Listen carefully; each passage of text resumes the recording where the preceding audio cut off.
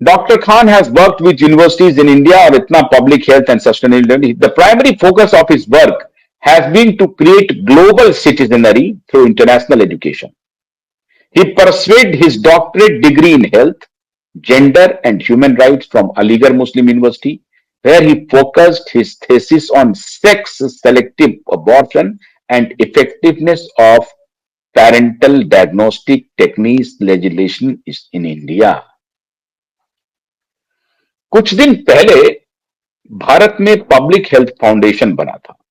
तार इतने गहरे हैं मित्रों, तार इतने गहरे हैं जिसकी आप कल्पना नहीं कर सकते हैं। भारत को कई चैप्टर में डिवाइड करना है।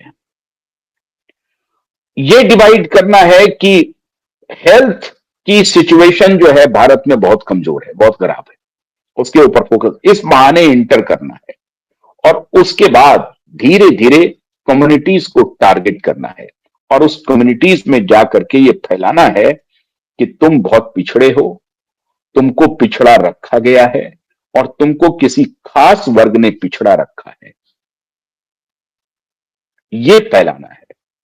और धीरे धीरे ये आकर के इस्लामिक फिलॉसफी पर भी ये काम करने लगते हैं। एक जो हेल्थ सेक्टर में तो ये काम करते ही हैं और सबसे बड़ा यूएसपी माननीय अजीम खान जी का ये है कि ये अमेरिकी सरकार के एनालिस्ट हैं।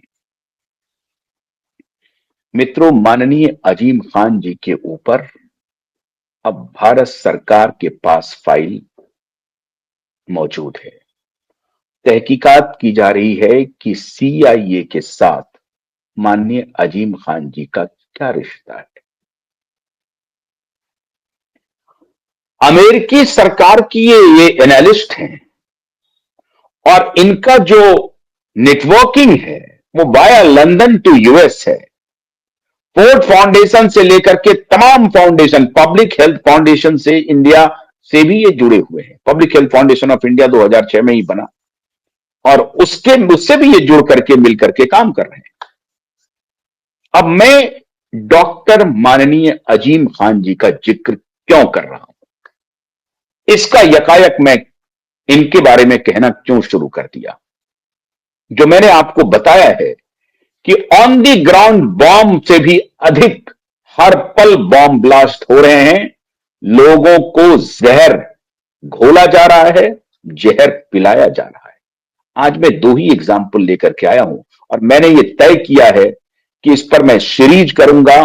जैसे जैसे मुझे अपडेट मिलेंगे आप सबको बताऊंगा कि ये जो फाइल पहुंची है अभी सिर्फ पीएमओ में नहीं, अजित डोभाल के टेबल पर भी इन सब की फाइल पहुंच गई है मित्रों।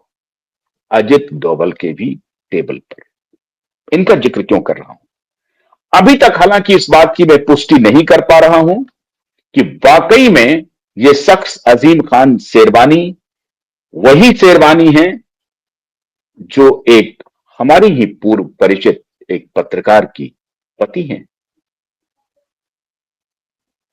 क्या ये वही डॉक्टर अजीम खान शेरवानी हैं या उसी पत्रकार के वो पति हैं जिसके पति के बारे में पब्लिक डोमेन में कुछ भी, किसी के बारे में आप कैसे जान सकते हैं, इतनी बड़ी पत्रकार वो है नहीं, लेकिन यकायक वो बड़ी हो गई है।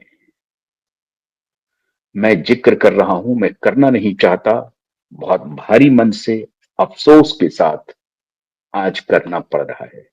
जब दिल्ली में बॉम्ब ब्लास्ट हो रहे हैं, जब भारत में हर जगह हर कोने में जहर बोया जा रहा है, तो मुझे मजबूरन उनका नाम लेना पड़ रहा है और बहुत दुख के साथ लेना पड़ रहा है, इसलिए कि मैं भी उन्हें जानता हूं, वो भी मुझे जानती हैं। एक ऑर्गेनाइजेशन में हम लोग काम कर चुके हैं, लेकिन आज मुझे उनके बारे में आपको बताना ही पड़ेगा। इनकी पत्रकारिता लगातार वैसी रही है, करती रही है वो।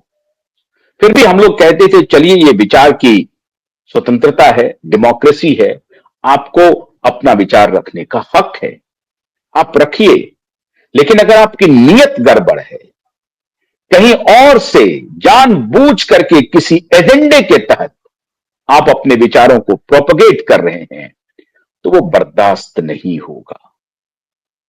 आप इंडिपेंडेंट विचार रख सकती हैं, किसी भी कितना भी फेनेटिक विचार आप रख सकती हैं, लेकिन दो मुहापन नहीं चल सकता।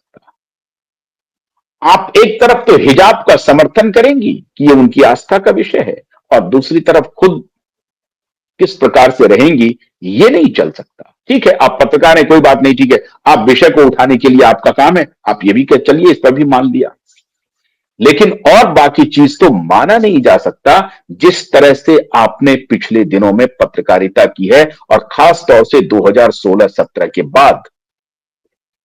अब आपकी क्या मजबूरी रही मुझे नहीं मालूम।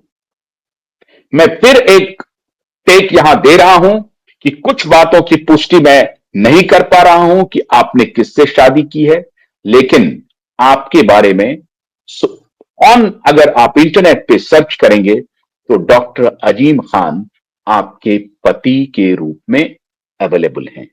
अब मुझे नहीं मालूम क्या आपने डॉक्टर अजीम खान से शादी की है या नहीं की है। मेरी और आपकी जो आखिरी मुलाकात हुई थी मेरे ख्याल से 1-1.5 साल पहले एक कार्यक्रम में, तो उस वक्त मुझे ये कौन सी पड़ी है कि मैं आपके पति के बारे में पूछूं। आपने भी मुझे हाई किया, मैंने भी आपको हाई किया, इसके अलावा कुछ नहीं। 2-4 मिनट की बातचीत हुई। खैर, अब ये मोहतरमा, इनका नाम आरफा खानम शेरवानी है, मुझे लेना पड़ रहा है। अब आरफा खानम शेरवानी द वायर के लिए काम कर रही है, सीनियर एडिटर हैं वो। यहां तक बात चल रही है, कोई बात नहीं है, आप लिख रही हैं, बोल रही हैं, एक विशियस कैंपेन कर रही हैं,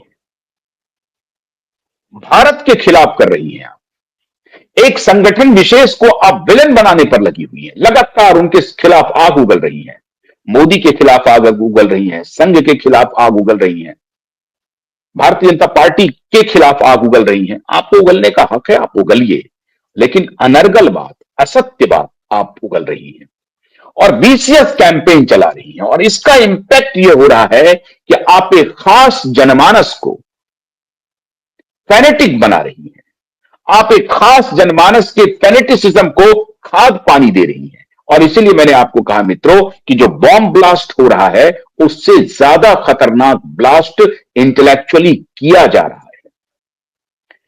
माननीय आरफा खानम जी को 2024 में यकायक जॉन एस नाइट फेलोशिप मिल गया, स्टैनफोर्ड यूनिवर्सिटी अमेरिका से। अभी तक भारत में 2-4-5 लोगों को मिला है, और उसमें से अधिकतर जिनको मिला है वो मुस्लिम रही है। और माननीय आरफा खानम भी ने भी, जब मुझे नहीं मालूम था, जब ये हम लोगों के साथ काम कर रही थी बहुत ही शॉर्ट पीरियड के लिए, उसके बाद ये दूसरे ऑर्गेनाइजेशन में चली गई थी, मुझे नहीं मालूम था कि ये मुस्लिम और दलित, इनका जो पीएचडी का विषय था, अब उस पर उन्होंने पीएचडी किया नहीं किया भगवान जाने, वो मुस्लिम और दलित था। और इसीलिए इस कॉम्बिनेशन को, जो मैं बार बार कह रहा हूं कि लेफ्ट लिबरल जो है वो मुस्लिम, दलित और लेफ्ट, इसका जो अलायंस है वो भारत को तोड़ने का सपना देख रहा है, और वही फीड किया जा रहा है 7 समंदर पार, हार्वर्ड में और प्रिंसटन में और स्टैनफोर्ड में। स्टैनफोर्ड यूनिवर्सिटी वैसे बहुत ही प्रेस्टीजियस यूनिवर्सिटी, मैं स्टैनफोर्ड की आलोचना के लिए यहां नहीं बैठा हूं, या प्रिंसटन की, हार्वर्ड के लिए नहीं, लेकिन हार्वर्ड में और प्रिंसटन में और स्टैनफोर्ड में बैठ करके भारत के खिलाफ जो एजेंडा चलाया जा रहा है, उसके लिए जो फेलोशिप दिया जा रहा है, वो कोई मेरिट पे नहीं हो रहा है। ये स्टैनफोर्ड यूनिवर्सिटी का इनको अगर फेलोशिप मिलता है तो कोई मेरिट पे नहीं मिल गया। डॉक्टर अजीम खान से इनका क्या रिश्ता है ये आरफा खानम ही जाने, मैं नहीं जानता हूं। कभी मुलाकात होगी तो मैं उनसे पूछूंगा। लेकिन मैं फिर एक बार कह रहा हूं कि मुझे बड़े अफसोस के साथ आज उनके ऊपर शो करना पड़ रहा है, क्योंकि जो दिल्ली बॉम्ब ब्लास्ट है उसके बाद ये मैंने तय किया है, ये जो इंटेलेक्चुअल धूर्तता चल रही है, इस धूर्तता को एक्सपोज करना बहुत जरूरी है, और अब मैंने ये जिम्मेदारी ले ली है कि इन्हें एक्सपोज करूंगा। तो ये माननीय आरफा खानम को